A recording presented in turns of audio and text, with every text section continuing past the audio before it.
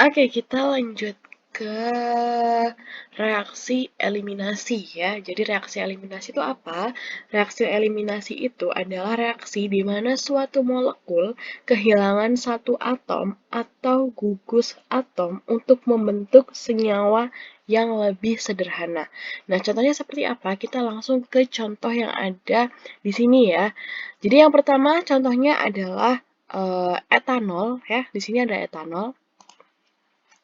Ini adalah etanol ya, dia bereaksi ya dengan dengan diberi katalisnya H2SO4. Sebentar. H2SO4. Nah, ini ya. Jadi kalau seperti ini dia itu reaksi eliminasi itu kan kehilangan suatu atom atau gugus atom menjadi senyawa yang lebih sederhana. Nah, awalnya kan senyawanya kan seperti ini ya, dia etanol.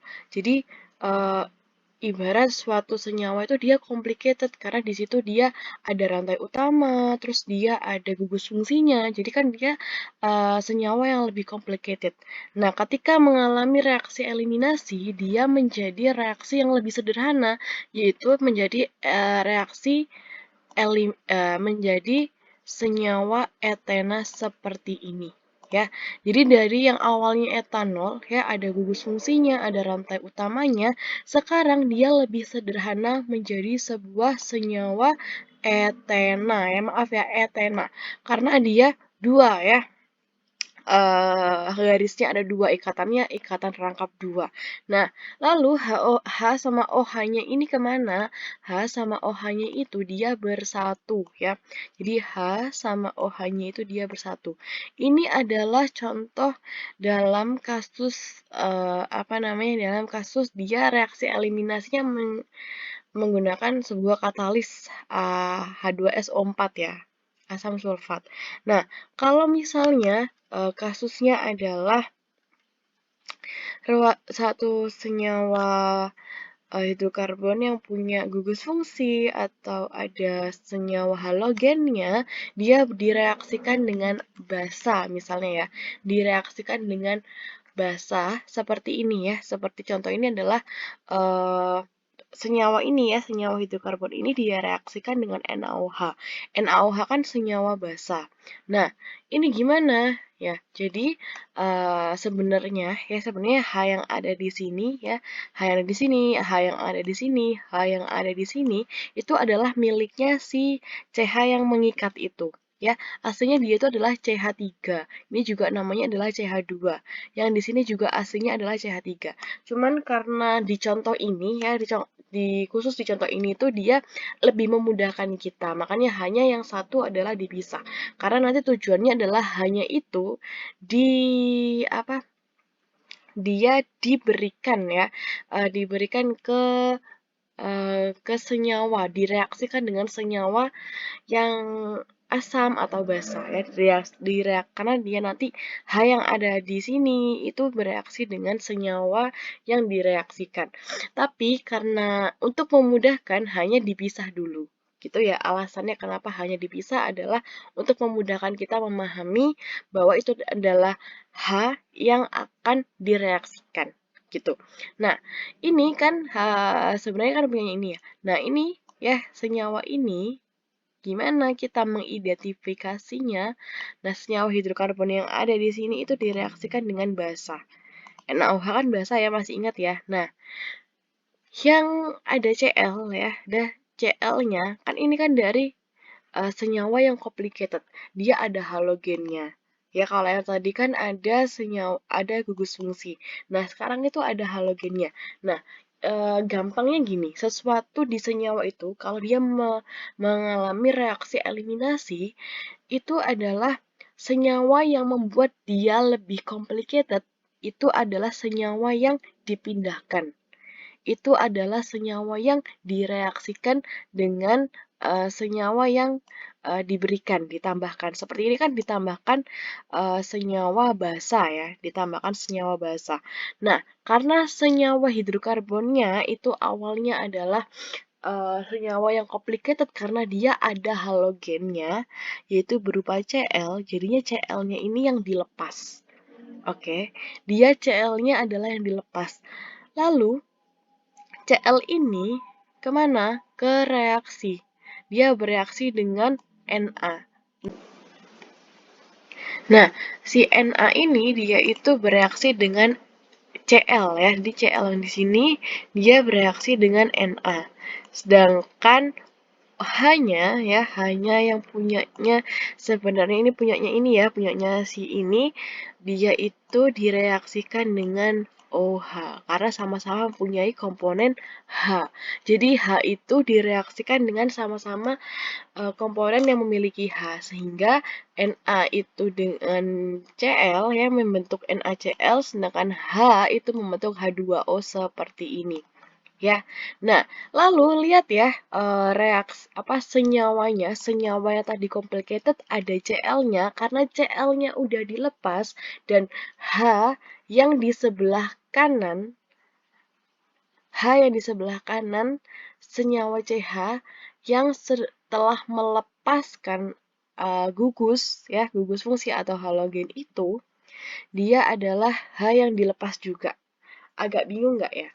Agak bingung ya. Kalau misalnya agak bingung, aku ulangin lagi. Jadi misalnya nih ya, kan di sini yang melepaskan atom dia adalah gugus CH yang ini.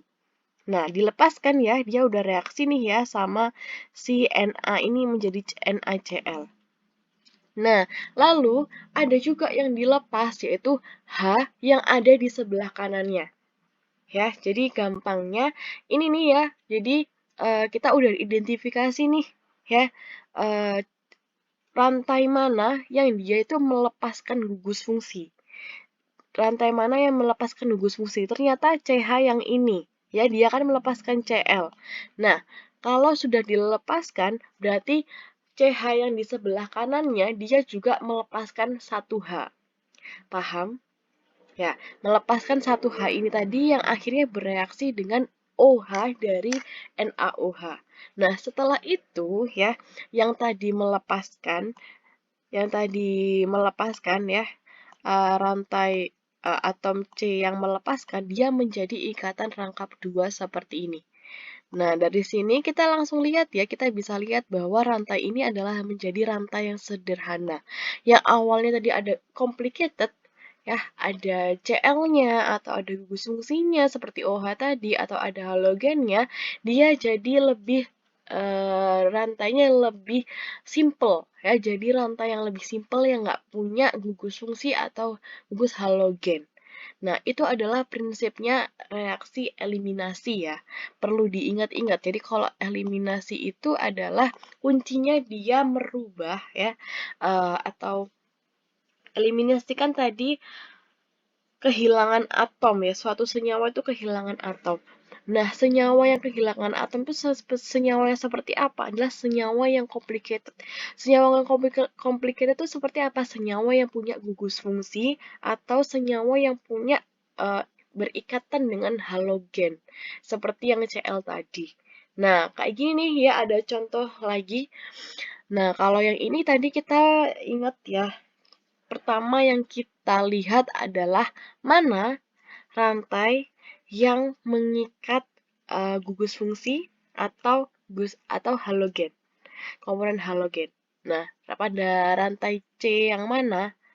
Nah, kelihatan ya pada rantai C yang ini. Oke.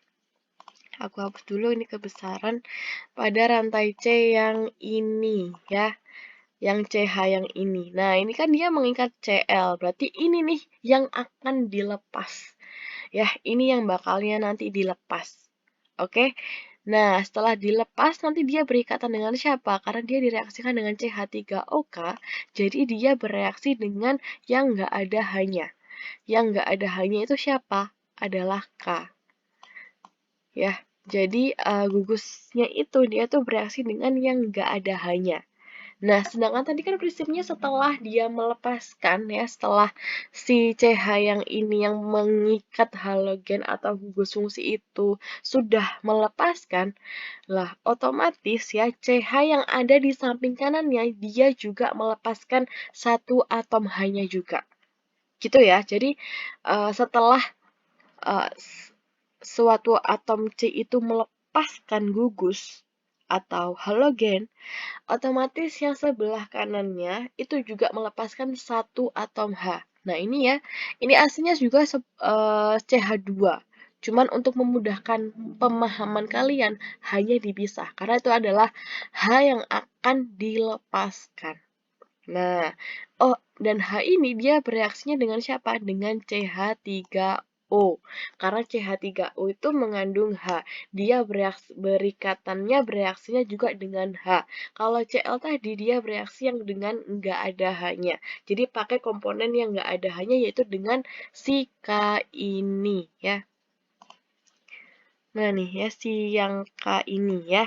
Oke, nah jadinya Cl dia menjadi senyawa KCl, terus yang CH3O dia menjadi senyawa CH3OH, dan senyawa yang tadinya complicated yang ada gugus fungsi dan ada gugusnya ya, dia menjadi rantai yang lebih sederhana seperti ini.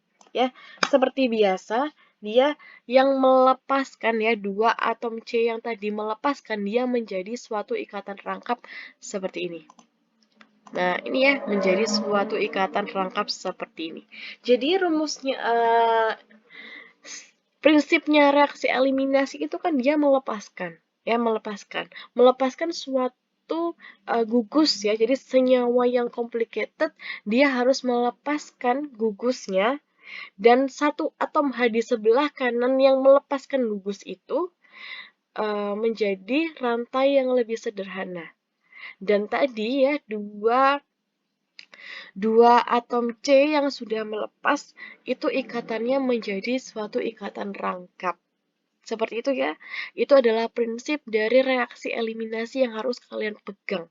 Jadi gampangnya adalah mengubah suatu suatu senyawa yang complicated menjadi senyawa yang sederhana. Itu dengan cara apa? Dengan cara melepaskan gugus fungsi atau halogennya. Ya, jadi kalau misalnya suatu senyawa seperti ini, dia itu melepaskan gugusnya, dia akan menjadi senyawa yang lebih sederhana. Nah, setelah tadi melepaskan, kan tadi ada dua atom C yang melepaskan ya.